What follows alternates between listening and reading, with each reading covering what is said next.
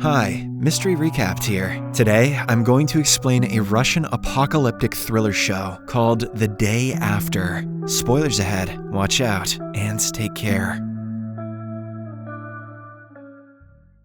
The show opens up with an advertisement mentioning that humans should be given a second chance. It then talks about a pharmaceutical company called Pinnacle Corporation that is apparently helping the world become a better place. Following this, the scene shifts to an underground bunker-like place where a bunch of people are lying on the floor. Soon, two of them, Irina and Pasha, wake up. They have no recollection of the past or how they ended up there. To make the situation more creepy, they find other unconscious humans lying around the place. Terrified, Irina and Pasha try to find a way out of the place, but to no avail. Suddenly, the other humans also regain consciousness. Even they have no idea how they ended up here. That must have been one hell of a New Year's party. While trying to locate a way out of the place, two other people, Natasha and Sasha, enter the bathroom and find a guy hiding inside. He introduces himself as Nerd and starts laughing like a maniac, saying they are going to die soon. Shortly after, a fierce young man, Valera, asks all 11 people to gather around and try to remember the moments just before their kidnapping. Natasha mentions that she was having a normal day with her family and friends. The very next thing she remembers is waking up in this desolate place. As the discussion goes on, Nerd notices a camera in the room and tells everyone that they're being watched. Elsewhere, in the busy streets, an old man, Mr. Randomsky, can be seen speaking over the phone with someone, asking them to leave the city as soon as possible. Later, he receives a call from a random number, informing him that his daughter has been kidnapped and is in danger. Randomsky is then asked to arrive in the lab within an hour if he wants to see his daughter alive. Having no other choice, he agrees. Back in the underground bunker, Sasha and Irina find some old photographs of doctors and deduce that the place used to be a research lab, or probably an operation theater, or maybe a place for sex parties. At the same time, Pasha, Nerd, and another guy, Mitya, enter the cold storage room and find a lot of powdered food there. This makes Mitya realize that whoever brought them here is planning on keeping them for a long time. However, Nerd, being a pessimist, asserts that the food is being poisoned. To test the theory, Mitya brings the food to the other room and places it on the table. Valera immediately picks it up and starts eating it. When Mitya sees that the food is showing no side effects on Valera, he too joins in and starts eating some corn puffs. Meanwhile, Sasha and Irina are searching for the operation theater, and it looks like they have found it. They open a hidden door and inside find an operation bed with some tools and belongings of a child nearby. Irina, who seems to be a surgeon, immediately recognizes the tools and informs the others that they are used to amputate body parts. After a while, everyone leaves the room, but Nerd, along with a mischievous guy, Xenia, continue their investigation. Nerd tries to smell a suspicious powder from the table, but Xenia blows on it and sprays the powder all over Nerd's face. This suffocates the latter, causing him to cough profusely. To make the situation worse, Xenia walks out of the room and closes the door, trapping Nerd inside. Fortunately, Irina and Natasha arrive just in time and open the door. At this point, Nerd is coughing up blood and suffocating horribly. Seeing his condition, all of them are terrified and start blaming the mischievous Xenia. Elsewhere, as Radomski is being taken away in a van, he suddenly attacks the guards, resulting in a minor brawl. During the commotion, an important vial kept inside a box rolls over and falls into a hole. Then it collides with a fan and breaks. The contents of the vial start flowing until it reaches a railway station where a lot of people are waiting for their train to arrive. Surprisingly, all of them start losing their senses and fall to the ground one by one. In the next scene, a news channel reports that an unknown substance has been spilled at a station, causing thousands of people to suffer from symptoms like high fever and poor eyesight. It also mentions that the mortality rate of the disease is high and that the government is trying its best to keep it under control. Meanwhile, inside the Pinnacle Corporation headquarters, an employee enters the CEO Mr. Glotov's office and informs him about the escape of Randomsky. He also mentions that the virus inside the vial they were after has been destroyed and people around the city are suffering from it. Enraged, Glotov yells at the employee and asks him to find Randomsky at any cost. He also mentions that the information about their secret project Clayton should not get leaked. Furthermore, no one should know about the Pinnacle Corporation, which experiments on genetic mutations and ravages the city with viruses. Elsewhere, Sasha continues searching around the bunker and finds some photographs where the doctors are wearing aprons containing the logo of the Pinnacle Corporation. Seeing this, he immediately calls the others to the room and tries to make them understand that they are being trapped by Pinnacle for some reason. Sasha also talks about Project Clayton, which he found while he and his team tried to hack the main servers of the Corp.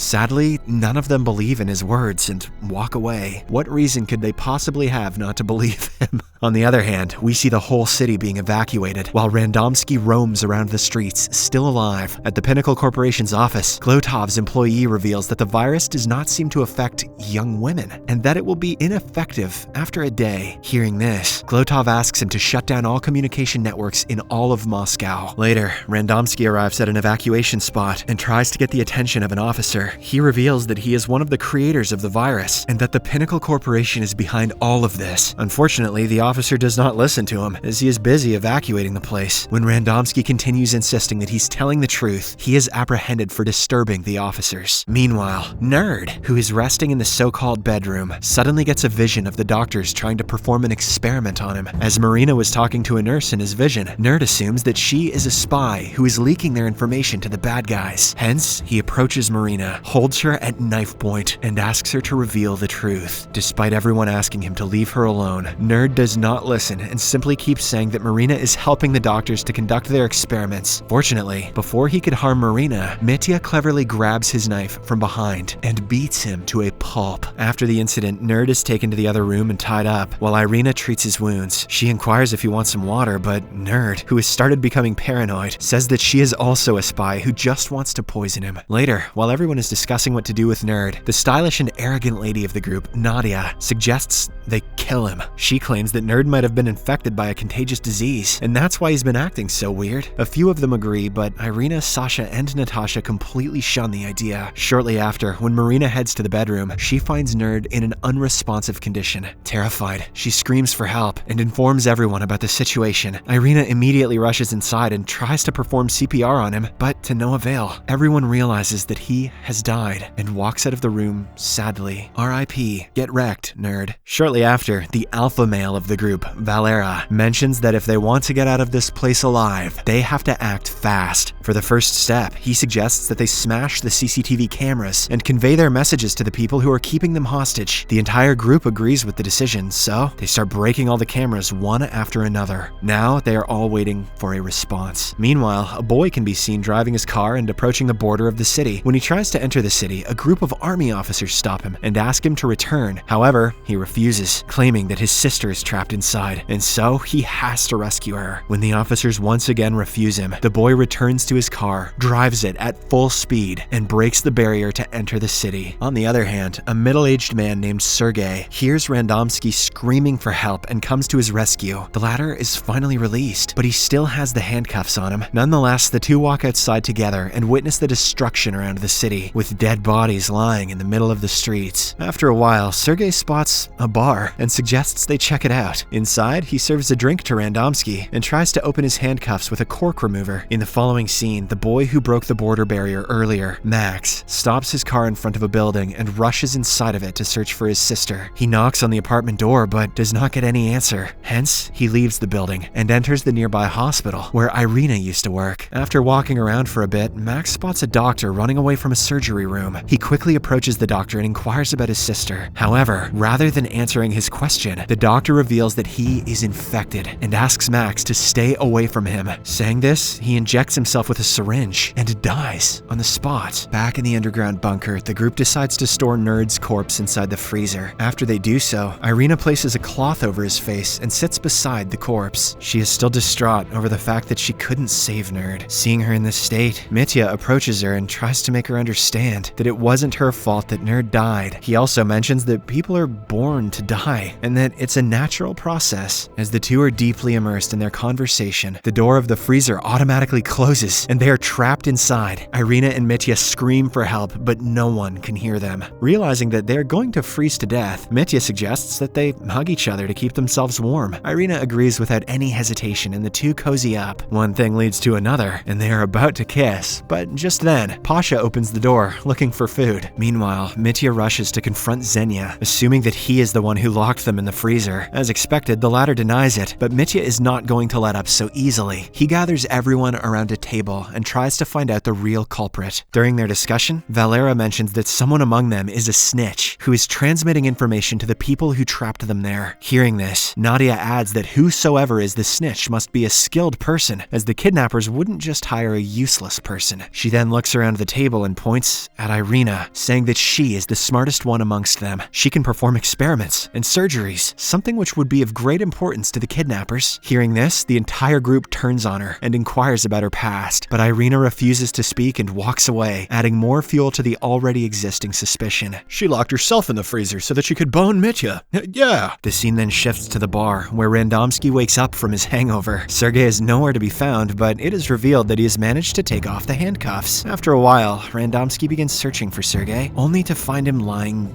dead in the kitchen. It turns out he was already infected with the virus. Back in the underground bunker, Mitya confronts Nadia inside the bathroom and asks for some narcotics. When she refuses to have any, he grabs her by the neck and kisses her. Following this, the two start undressing and get intimate, unbeknownst to the fact that Xenia is filming all of this, hiding inside one of the toilets. Later, while everyone is busy discussing, Nadia arrives there wearing a towel and attacks Xenia, suspecting that he is the one who turned off the shower. Right then, Natasha emerges from the other room and informs everyone that there is no water in the bunker. Even the freezer has been turned off. Terrified, they quickly collect the remaining bottles of water and walk out of the freezer. Elsewhere, we see a group of high-ranking officials discussing the city situation. They are regretting the fact that they handed over their top-secret project, Clayton, to Glotov. Back at the bunker, the group gathers around the table and tries to ration the remaining bottles of water. However, Valera becomes aggressive and tells everyone that from now on, he will be in charge of the food and water supplies. As everyone there stares at him in anger, Pasha concludes that they are getting punished for smashing the cameras. That can't be it. How would they even know that they smashed the cameras?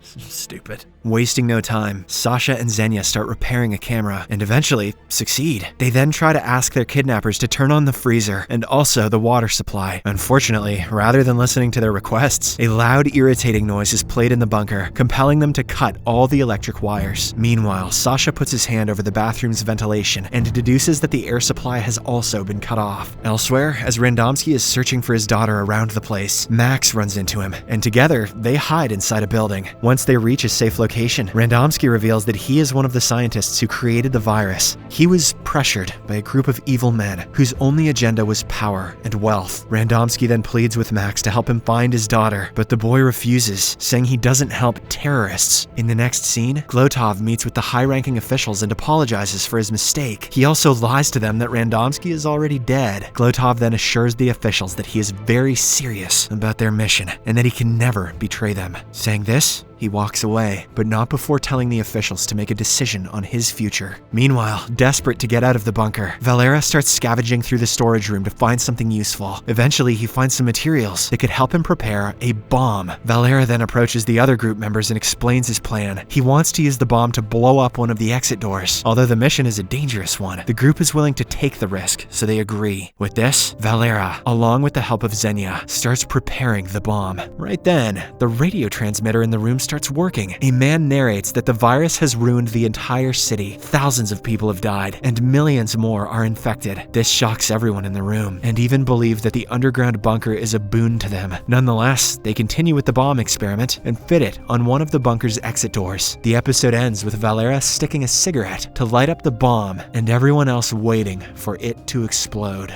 We're going to continue this one in series recapped, so be sure to check it out.